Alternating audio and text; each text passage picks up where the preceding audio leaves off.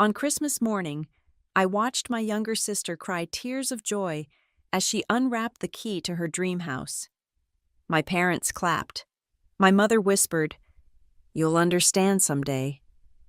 But I already understood, because I was the one who paid off the house they were supposed to lose. My name is Claire Matthews, and I've spent 32 years being the invisible daughter in a family that only sees what it wants to see. The morning had started like every other Christmas in the Matthews household.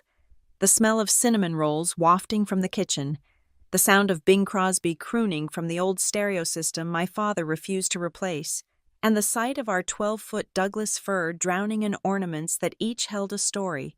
I'd arrived the night before, pulling into the driveway of my childhood home in Burlington, Vermont, with a trunk full of carefully wrapped presents and a heart full of hope that this year would be different.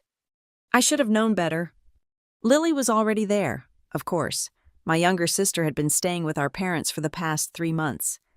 Between opportunities, as she liked to call it, the latest opportunity that hadn't panned out was a poetry residency in Portland that had promised a stipend but delivered only exposure.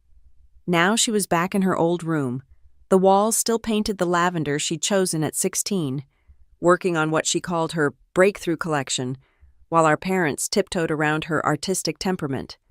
"Claire!" Mom had exclaimed when I walked through the door, flour dusting her cheeks. "You made it! We weren't sure with the weather and your busy schedule." The subtext was clear.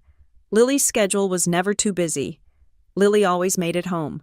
Claire was the one who sometimes chose work over family, responsibility over connection, the successful one who didn't need them as much. "Of course I made it," I'd said, setting down my bags and accepting her quick hug. "It's Christmas." Dad had emerged from his study then, wearing the same flannel shirt he'd owned since I was in high school. "There's my girl," he'd said, but his eyes were already drifting past me to the window.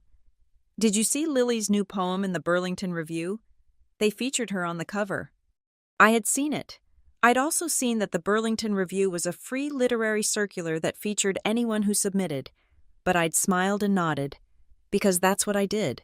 That's what I'd always done. The evening had progressed with the usual rhythm. Lily regaled us with stories from her poetry circles, each tale more dramatic than the last.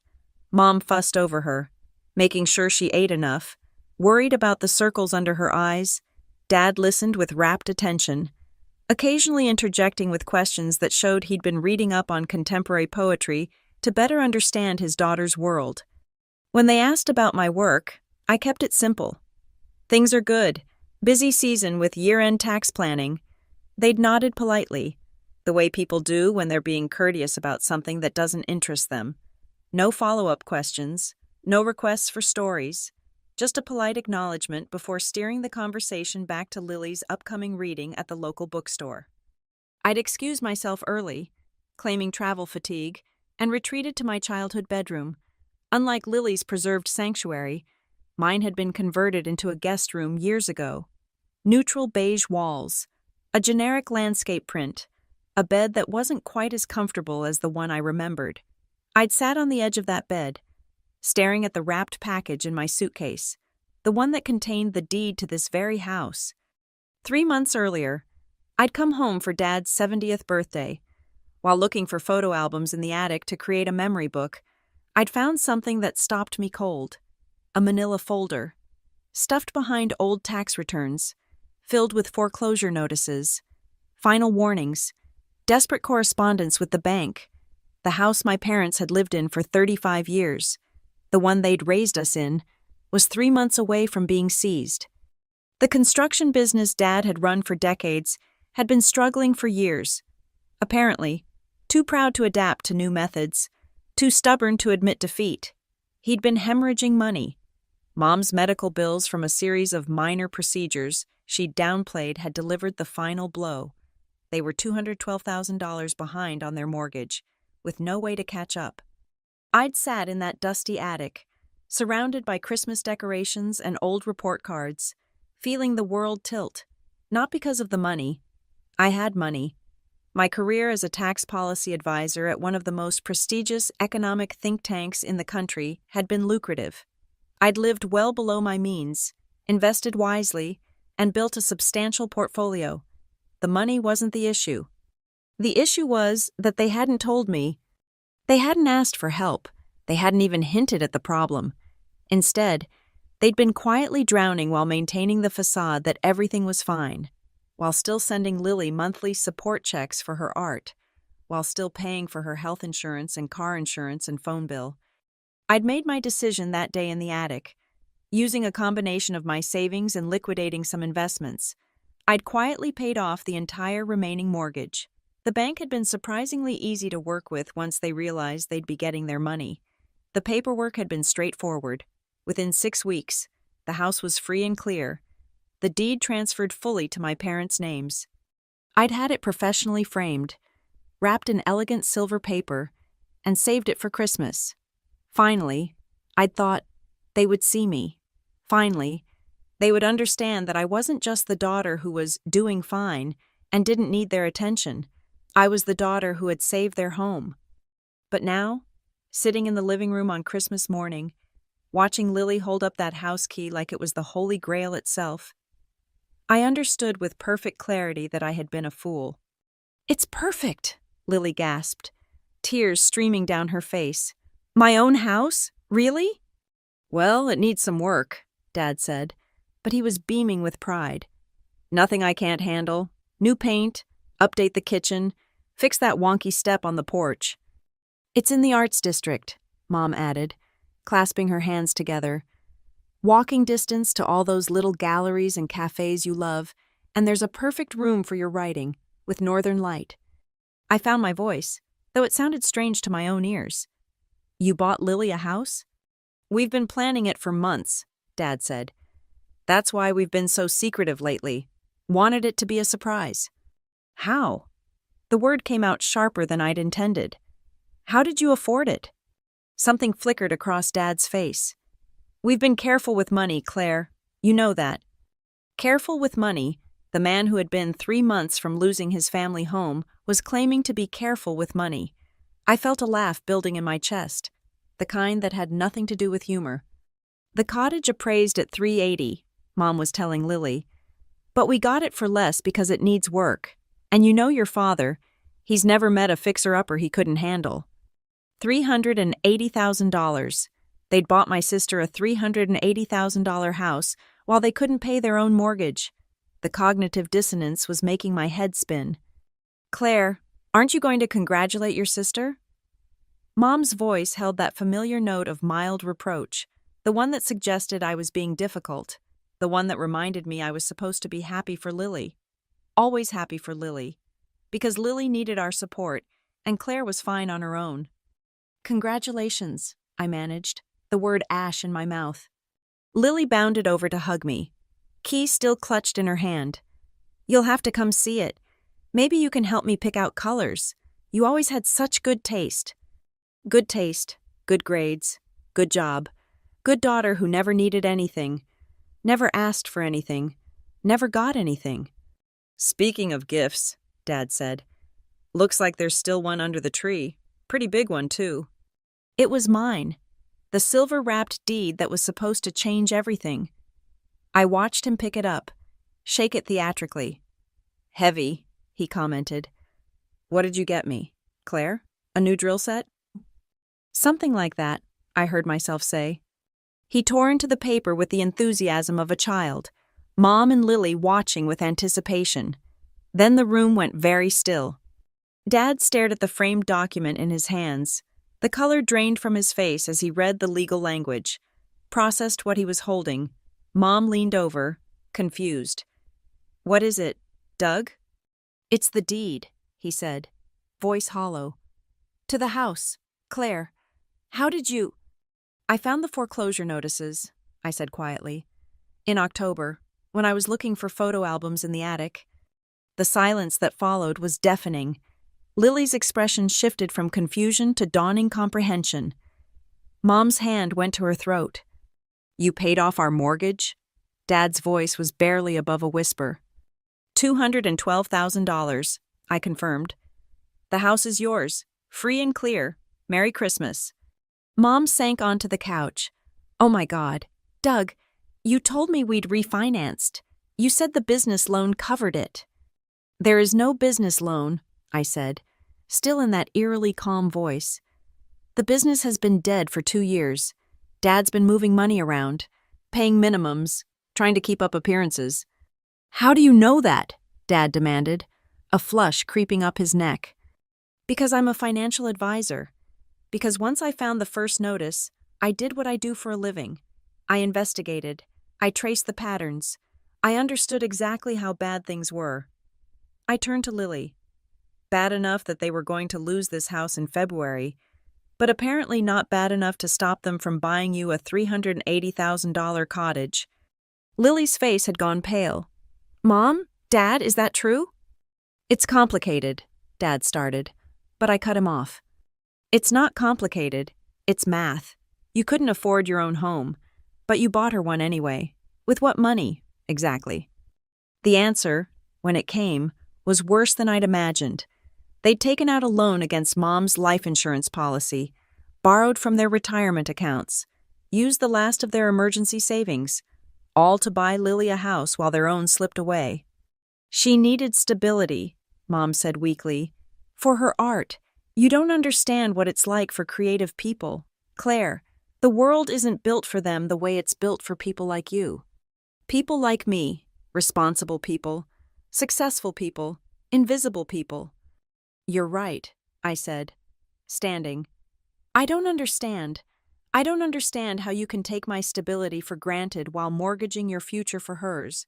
I don't understand how you can accept $212,000 from me without a word while celebrating giving her even more. I don't understand any of it. We didn't ask you for the money. Dad's pride had finally kicked in, making him defensive. No, I agreed. You didn't. You never ask me for anything. You never tell me anything. You never see me as anything but Claire who's doing fine. Claire who doesn't need us. Claire who will always be okay. That's not fair, Mom protested. We're proud of you. We've always been proud. Proud, maybe, but not interested, not engaged. When's the last time you asked me about my work with genuine curiosity? When's the last time you bragged about my accomplishments the way you brag about Lily's poems in free circulars? When's the last time you looked at me and saw someone who might need her parents too? The questions hung in the air like accusations, which, I supposed, they were. Lily set the house key on the coffee table with a small click. I don't want it, she said quietly. Not like this. Don't be ridiculous, Dad snapped. This has nothing to do with your gift. It has everything to do with it, Lily shot back, surprising me. You're losing your house and you bought me one? What were you thinking? We were thinking of your future, Mom's voice rose, stress fractures showing. You're 30 years old. Lily, you need stability. You need a foundation. I need parents who don't lie to me, Lily countered.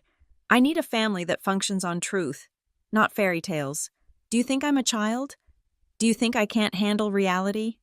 You've never had to, I said, the words slipping out before I could stop them. Lily turned to me, and for the first time in years, I saw anger in her eyes, real anger, not the performative sensitivity of an artist, but genuine fury. You think I chose this? You think I asked to be the fragile one? The one who needs protecting? Didn't you? I challenged. Every time you called crying about a rejection letter and they sent money, every time you needed a place to stay and they welcomed you home, every time I what? Failed? Yes. Claire, I've failed, repeatedly, publicly, humiliatingly, and yes, I've needed help. But did you ever think that maybe I hate it? That maybe being the family project is its own kind of prison? The room felt too small suddenly, like all our carefully maintained illusions were expanding, taking up space, demanding to be acknowledged. We should all calm down. Mom tried, but her voice was shaking. It's Christmas. We should be grateful we're together. Grateful? I laughed, and it was bitter. I just found out my parents would rather lose their home than tell me they need help, that they'd rather go into debt buying unnecessary gifts than admit they see me as an actual person with feelings. Yes, Mom, I'm overflowing with gratitude. You've always been so strong, she said helplessly. Even as a child, you never needed. I needed you. The words ripped out of me, years of suppressed hurt finally finding voice. I needed you to see past the grades and the achievements and the smile I wore like armor. I needed you to ask if I was okay and mean it. I needed you to be as interested in my victories as you were in Lily's struggles.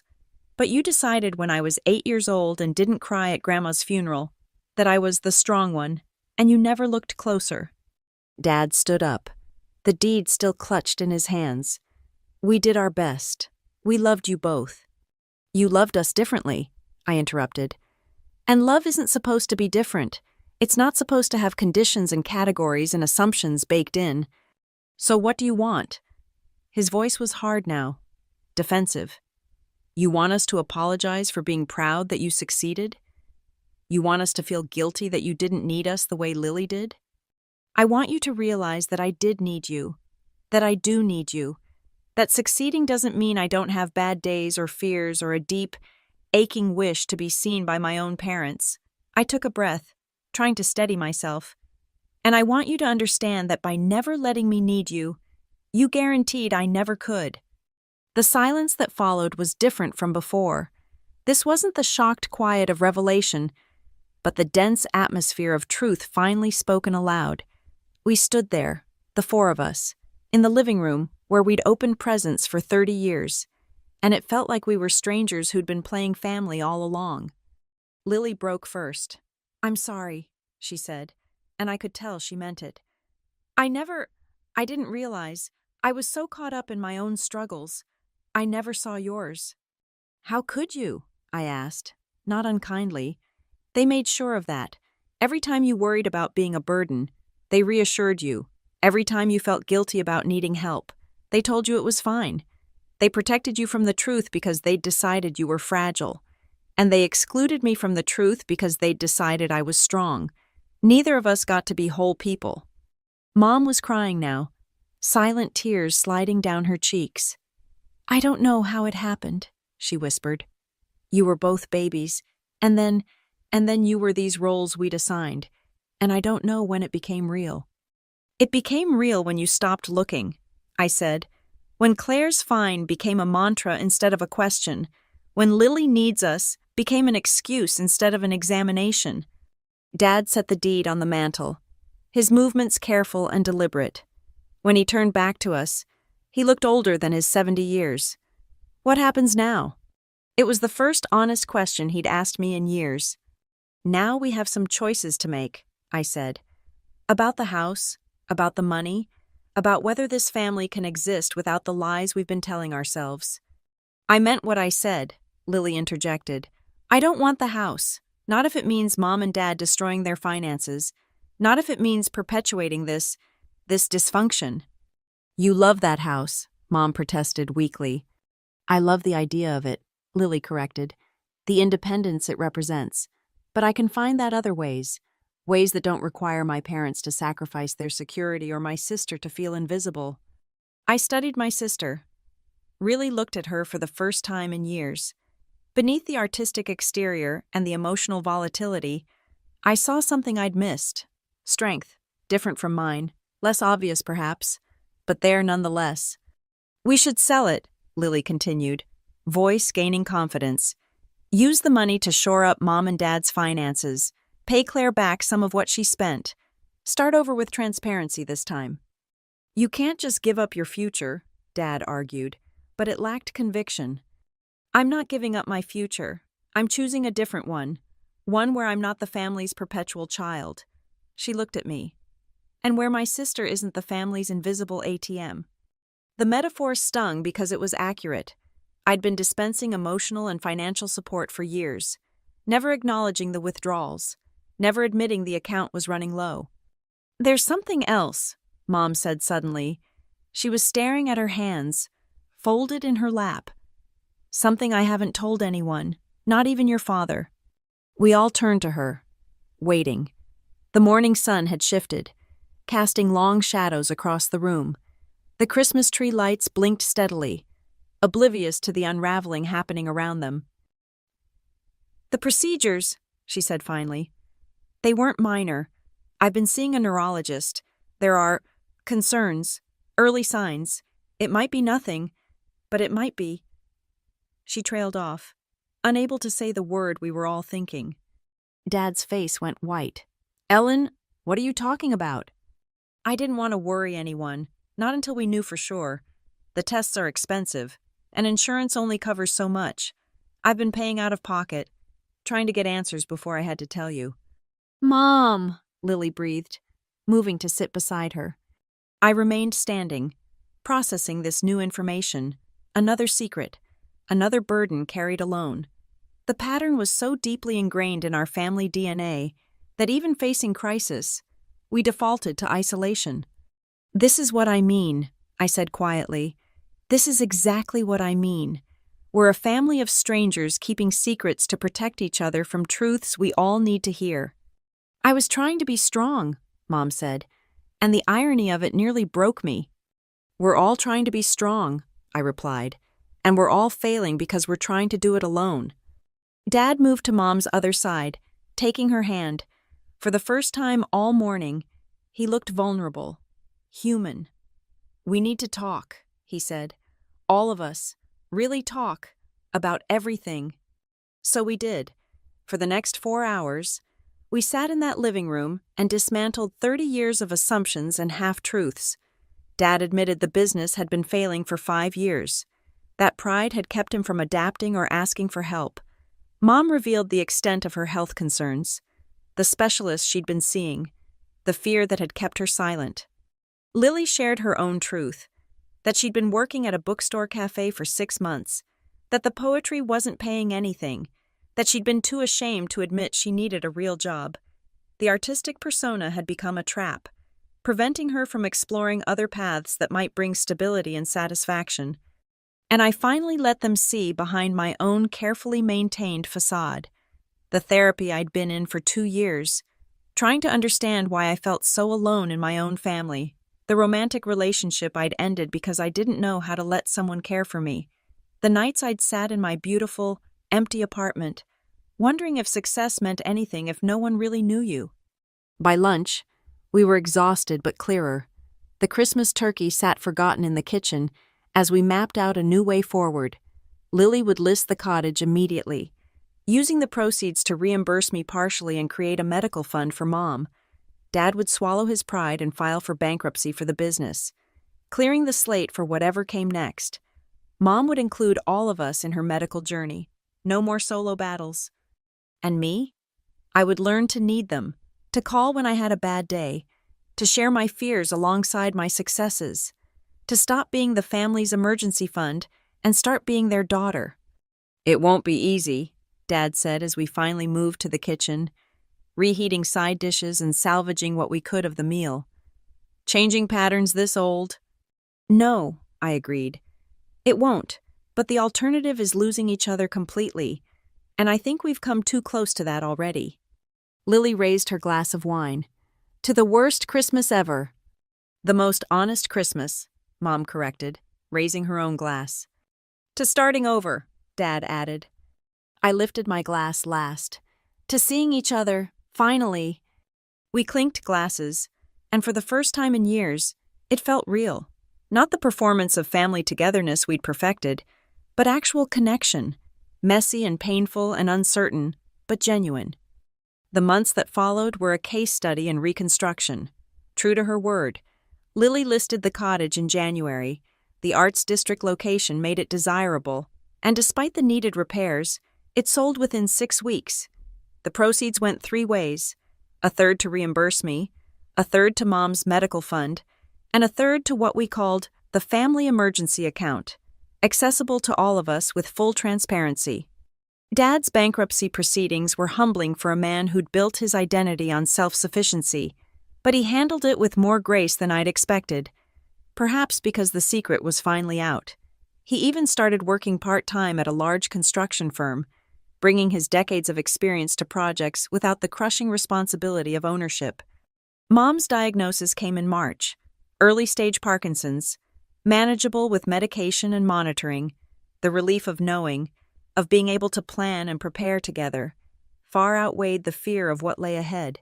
We attended appointments as a family, rotating who could be there, sharing notes in a group chat that would have been unimaginable months earlier. Lily's transformation was perhaps the most surprising. Free from the pressure of being the family's designated dreamer, she discovered she actually enjoyed the structure of regular work. The bookstore promoted her to events coordinator, and she found she could support other artists while maintaining her own financial stability. She still wrote poetry, but now it was for herself, not for the maintenance of an identity that had been assigned rather than chosen. As for me, the journey was internal but no less dramatic. Learning to be vulnerable with my family was like speaking a foreign language. The first time I called Mom crying after a particularly brutal day at work. She was so shocked she nearly dropped the phone, but she listened. She comforted. She mothered me in a way I'd forgotten I needed. I started sharing my wins too. Not just the polished summary, but the messy process. When I was promoted to senior advisor, I told them about the presentation where I'd fumbled my words, the moment I thought I'd blown it, the relief when the board approved my recommendations anyway. They celebrated not just my success, but my humanity. The real test came at Easter. We gathered at the family home, the one I'd saved, though we rarely mentioned that anymore, for our first holiday since Christmas. There was no grand gift exchange, no surprises, just the four of us, cooking together, sharing stories, existing in the same space without our old roles to define us. "I've been thinking," Lily said as we cleared the table, "about patterns, how we create them without meaning to." "What kind of patterns?" Mom asked. Genuinely curious. We'd all gotten better at really listening to each other. "The stories we tell ourselves, like how I was the creative one, so I couldn't be practical, or how Claire was the successful one, so she couldn't be vulnerable. They're just stories, but we lived like they were laws of physics." Dad nodded slowly. I told myself a story too, that asking for help meant failure, that providing meant never admitting when I couldn't. "And I told myself that being sick would burden everyone," Mom added. "That strength meant suffering in silence." "We all did it," I said. "Created these rigid narratives and then got trapped inside them, but stories can be rewritten." "To new stories," Lily said, raising her coffee mug. "To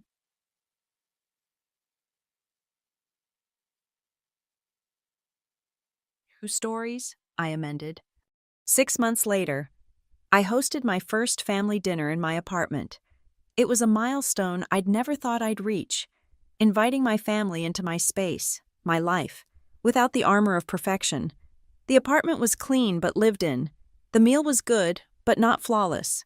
And for once, I didn't care about the impression I was making. "This is beautiful," Mom said, admiring the view from my balcony. "I can't believe we've never been here before." The old me would have deflected, made excuses, maintained the distance. The new me told the truth. "I never invited you. I was too afraid you'd see through my perfect facade to how lonely I really was." She hugged me then.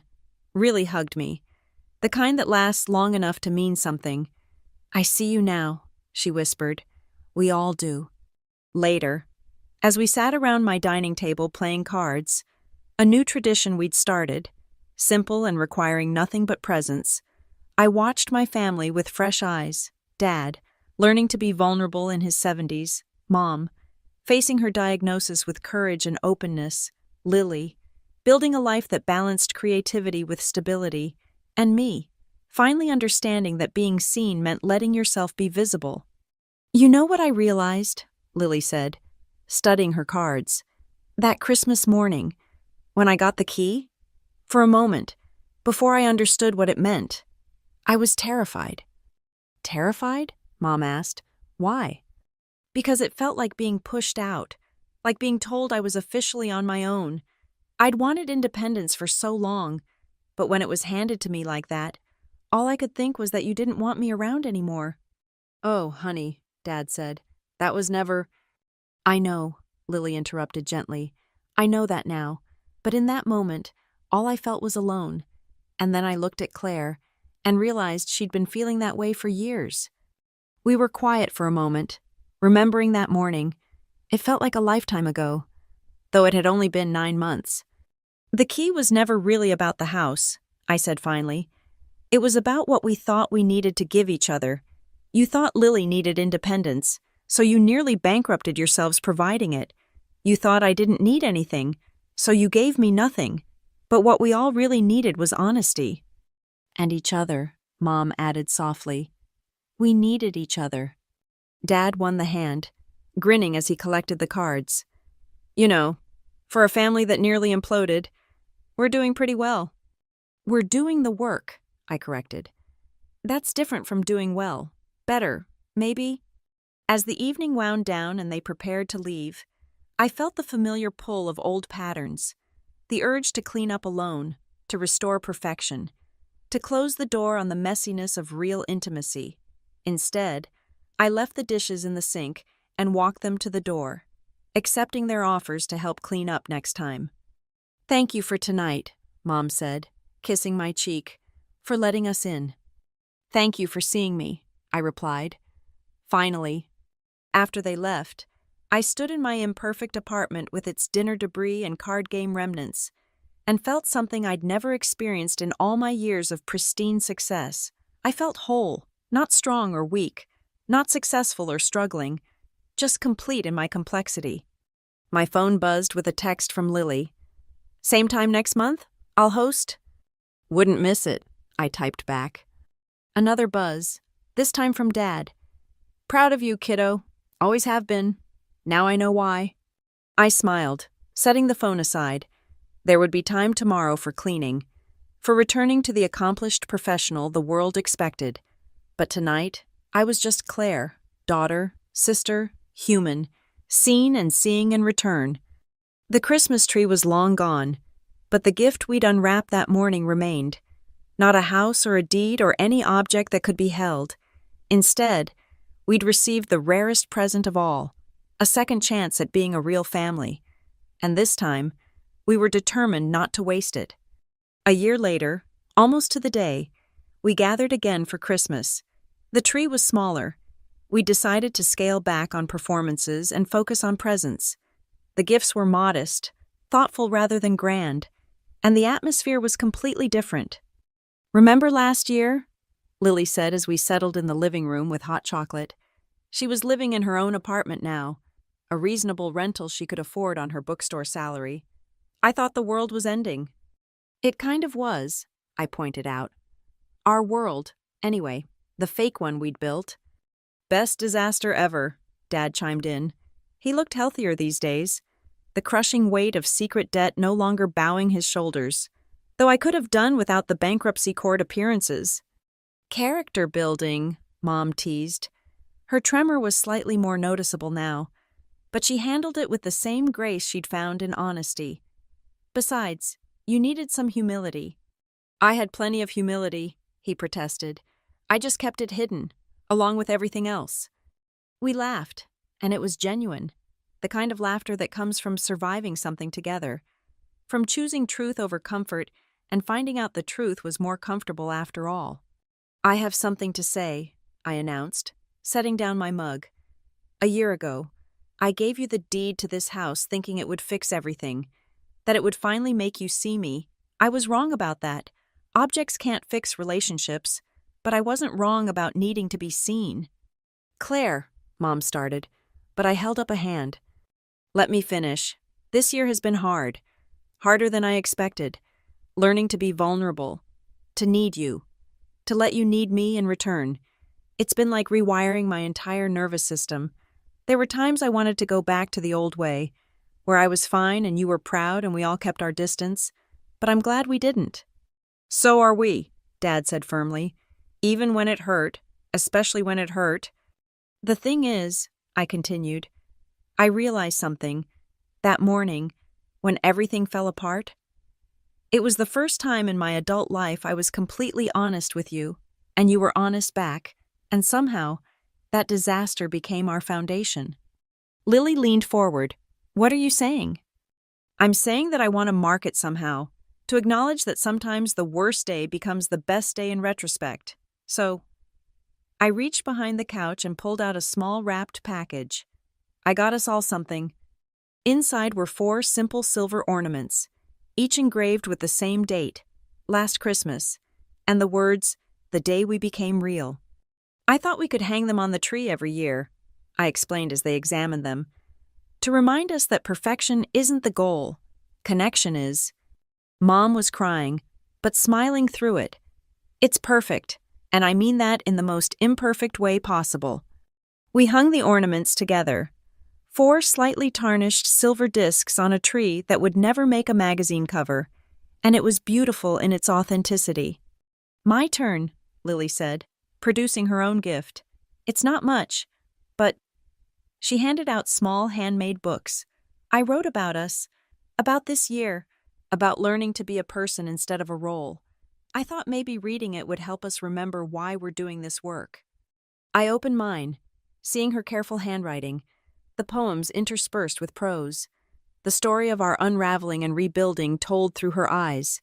It was raw and honest and beautifully crafted. "Lily, this is incredible," I breathed. "You should publish this." "Maybe someday," she said, and I could tell she meant it. "When we're further along in the story, this is just the beginning, after all." Dad cleared his throat. "Since we're doing meaningful gifts," he pulled out 4 envelopes. "These aren't from me alone. Doug helped, but the idea was mine."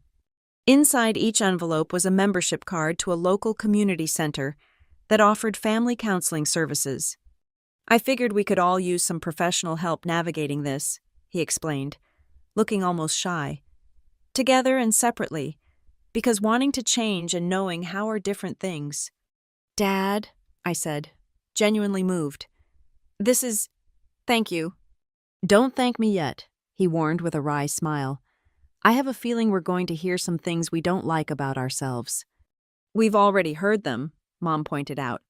"From each other, at least with a counselor. We'll have referee." Her gift was last. Photo albums she'd compiled, one for each of us, filled with pictures from throughout our lives. But these weren't the curated highlight reels families usually created. These included the awkward moments, the angry faces, the tears alongside the smiles. "I wanted us to see our whole story," she explained. "Not just the pretty parts, because all of it led us here." I flipped through mine, seeing myself at various ages, the serious child, the driven teenager, the isolated adult, but also moments I'd forgotten. Times when the mask had slipped, when real emotion had broken through, when I'd been more than my accomplishments. "Look at this one," Lily said, showing a photo of us as children. She was crying over a broken toy while I stood beside her, clearly torn between comfort and composure. "Even then, you wanted to help but didn't know if you were allowed." "And here," Mom pointed to another picture. "Lily's high school graduation. Look how proud Claire looks, but also how separate, like she's watching from outside the family instead of being part of it." The albums were painful and beautiful, showing us patterns we'd been blind to in the moment, but they also showed love, complicated and imperfect, but undeniably present. "We've always loved each other," Dad said quietly. "We just didn't know how to do it well." "We're learning," I reminded him. "That's what matters." The day progressed gently. We cooked together. No one person bearing the burden of the meal. We told stories, but they were full stories now. The failures alongside the successes, the fears alongside the hopes. When Mom's hands shook too much to chop vegetables, she simply passed the knife to Lily without shame. When Dad admitted he didn't understand my latest work project, I explained it without condescension, and he asked questions without feeling diminished. After dinner, we sat by the fire Dad had built, watching the flames dance. The silence was comfortable now, not laden with things unsaid, but rich with understanding. "I've been thinking about forgiveness," Lily said eventually. "How it's not a one-time thing but a practice. I forgive you all every day for the years of misunderstanding, and I hope you forgive me too." "There's nothing to forgive," Mom started, then caught herself. "No, that's the old way. There is something to forgive. We all hurt each other, even with love as the intention. So yes, I forgive you, Lily, and I ask your forgiveness too. Same, Dad added simply. All of it. The pride, the blindness, the favoritism I didn't even realize I was showing. I'm sorry. And I'm grateful you both gave me the chance to do better. They all looked at me, waiting. I thought about the years of invisibility, the weight of being the strong one, the loneliness of success without witness. Then I thought about this year, the terrifying vulnerability, the unexpected joy of being seen, the relief of sharing burdens I'd carried alone for so long. I forgive it all, I said finally. And I ask forgiveness for my part too, for the walls I built, for the distance I maintained, for choosing isolation over the risk of disappointment. We all did the best we could with the stories we were telling ourselves. Now we know better stories. To better stories, Lily echoed, and we all nodded. As the evening drew to a close, I helped Mom with her coat, noting how her fingers struggled with the buttons. A year ago, she would have hidden that struggle. Now she simply accepted the help with grace. Same time next year? She asked, though it wasn't really a question anymore. And all the times in between, I confirmed. They left together, Dad's arm around Mom for stability, Lily carrying the leftovers she'd actually asked for instead of pretending she didn't need them. I watched from my doorway as they made their way to the car. No longer the family I'd grown up in, but the family we'd chosen to become. Back inside, I didn't rush to clean up. Instead, I sat in my living room, looking at the photo album Mom had made, the poems Lily had written, the counseling membership Dad had provided, and the ornaments we'd hung together, gifts that acknowledged our brokenness while celebrating our willingness to heal. My phone buzzed with messages in our family group chat, everyone confirming they'd made it home safely, already planning our next gathering, sharing photos from the day. Simple communications that would have been unthinkable in our era of careful distances and maintained facades. I thought about the morning 1 year ago when I'd watched my sister receive a key to a house built on lies, when my gift of truth had shattered our careful constructions. It had felt like the end of everything then. Now I understood it had been the beginning. The key had never been about the house, just as my salvation of their home had never been about the money. Both had been desperate attempts to create connection through objects, to purchase what could only be given freely: recognition, acceptance, love without conditions. In the end, we'd all gotten what we'd really wanted that Christmas morning. Lily got independence, but the real kind that comes from being seen as capable rather than protected from reality. Our parents got security, not just financial, but the deeper safety of honest relationships with their children. And I got visibility, the gift of being known in all my complexity rather than simplified into a role. The house still stood, saved by my intervention, but no longer bearing that weight. It was just a house now, shelter for a family learning to shelter each other in more important ways. The cottage was gone, sold to a young couple who would make their own memories there, while Lily built her life on foundations of her own making. And somewhere in between the collapse and the reconstruction, we'd found each other. Not the versions we'd projected or protected, but the real people underneath, flawed and struggling and absolutely worth knowing. I picked up my phone and typed a message to the group chat. Thank you for the best gift, being seen, and for seeing me in return. I love you all. The responses came quickly. Mom, love you too, sweetheart. Both my girls, exactly as you are. Dad, proud of the person you are. Claire, not what you do, who you are. Lily, sister of my heart, keeper of truths, destroyer of facades, love you forever. I smiled, setting the phone aside. Tomorrow would bring its own challenges. Mom's condition would progress. Dad would struggle with pride. Lily would face setbacks. I would battle my instincts to handle everything alone. But we would face it all with truth as our foundation and love as our practice. The Christmas tree lights twinkled in the darkness, including our 4 imperfect ornaments marking the day everything changed. They would hang there until 12th night, then be carefully packed away until next year. But what they represented, the choice to be real over being perfect, to connect over being comfortable, that would remain. I thought of Lily with her books and her bookstore job, building a life that honored both creativity and responsibility. I thought of our parents, learning in their 70s that strength could include vulnerability, that providing meant more than money. I thought of myself, successful still but no longer alone in that success, sharing both achievements and fears with people who saw me fully. We'd traveled so far from that morning of revelations and recriminations. The journey had been painful, full of difficult conversations and uncomfortable truths. We'd had to grieve the family we'd thought we were to become the family we could be. But in the end, the authenticity we'd found was worth more than all the perfect Christmases we'd performed. I raised my mug of cold cocoa in a private toast, to truth over tinsel, to connection over perfection, to the messy, beautiful reality of a family willing to do the work, to the day we unwrapped our carefully maintained illusions and found each other underneath, to the Christmas that ruined everything and saved us all.